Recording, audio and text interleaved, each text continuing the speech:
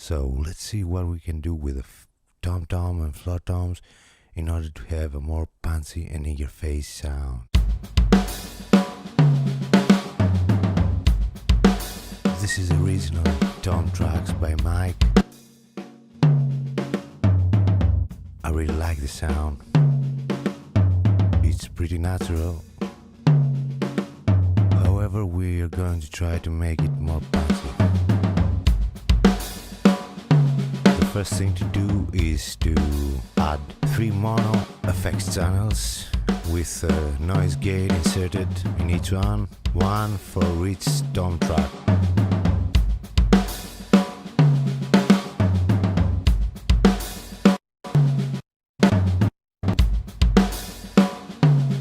What we want is to keep only the tom hit and not the rest of the kit.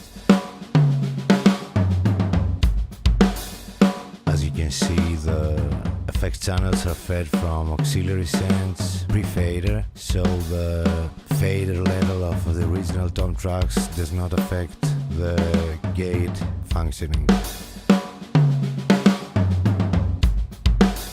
All these gated tracks are routed to a separate bus for further processing.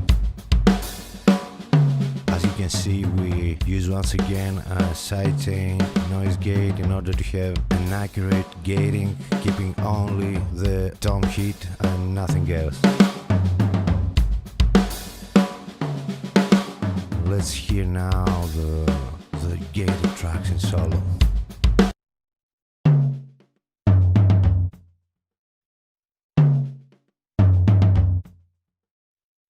As you can see, we keep only the tom hits and nothing else from the drum kit. So now let's bring back the original tracks. We have muted the gated track and we have created a stereo bus for all tom tracks, including the processing of the gated tracks.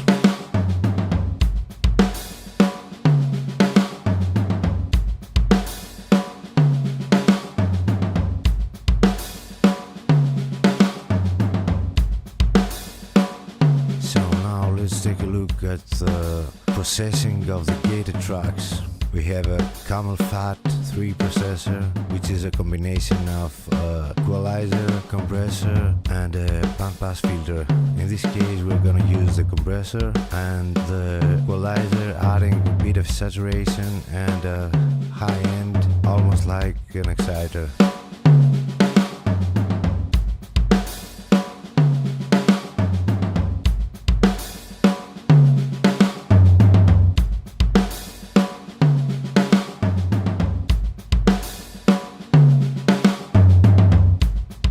Here it adds a lot of low end and mid-range power to the tom tracks.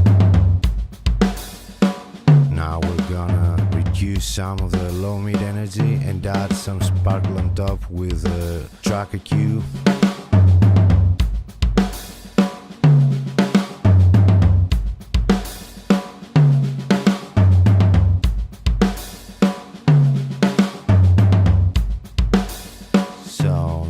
Let's see the stereo bus with all tom tracks.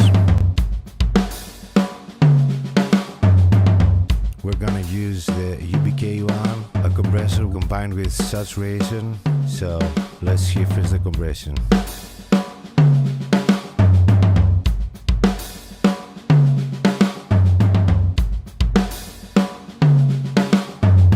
We have a quite fast attack, fast release setting, but mixed in a 50% wet-dry balance, plus some saturation on the upper frequency spectrum, adding even harmonics.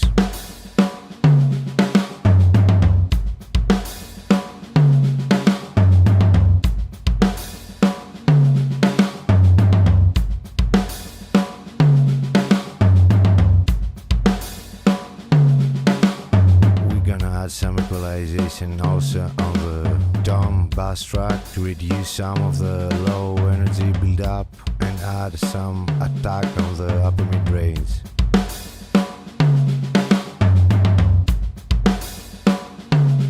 We're also gonna do this on the individual original tom tracks.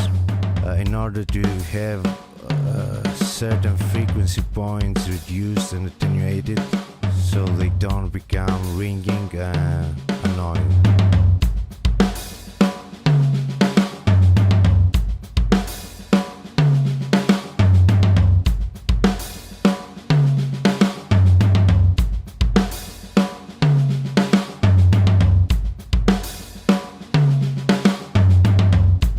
So that's about it. Let's hear some comparisons between the processed and unprocessed signals.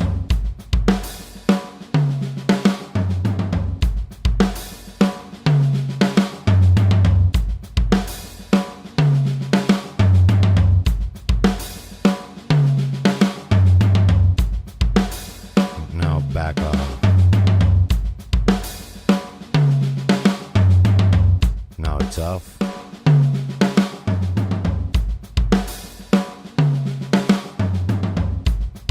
Back on.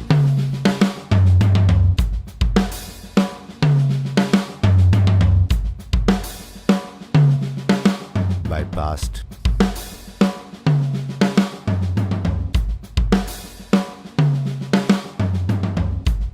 And back on.